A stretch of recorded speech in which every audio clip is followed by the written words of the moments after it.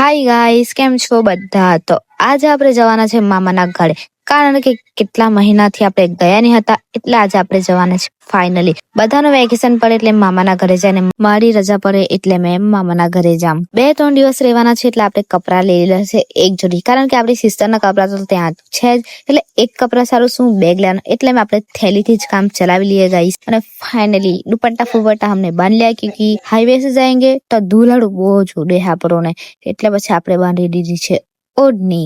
અને ચાલો ગાઈસ, મારી સાથે સાથે તમને પણ મારા મામાનું ઘર ફળાવો, તો એન્ડ સુધી બ્લોગ જોજો. દુપટ્ટો બાંધી તો લીધો પણ સચવાતો નથી, કારણ કે હવામાં જુડિયા કરતો છે, એટલે મારે દુપટ્ટો પકડીને બેસવું પડે, અને એ મને બહુ જોર આવે, એટલે મને બાંધવાનું નહીં ગમે, પણ કઈ નહીં ચાલે. અને પછી આપણી એન્ટ્રી ફાઇનલી પડી ગઈ છે સચિન જીઆઈડીસી માં, કારણ કે તમને ખબર છે પેલો પુલ બને એટલે બહુ જ ટ્રાફિક હોય, એટલે અમે જીઆઈડીસી વાળો રસ્તો પકડ્યો. પણ ગાઈસ, જીઆઈડીસી માં બી એટલું ટ્રાફિક હતું કે શું કેમ તમને. અને આ છે સચિન વાળો પુલ. આ પુલ પરથી આપણે જશું ને સામે દેખાય એ રેલવે સ્ટેશન છે, અને પેલી સાઈડ આપણું ઘર છે.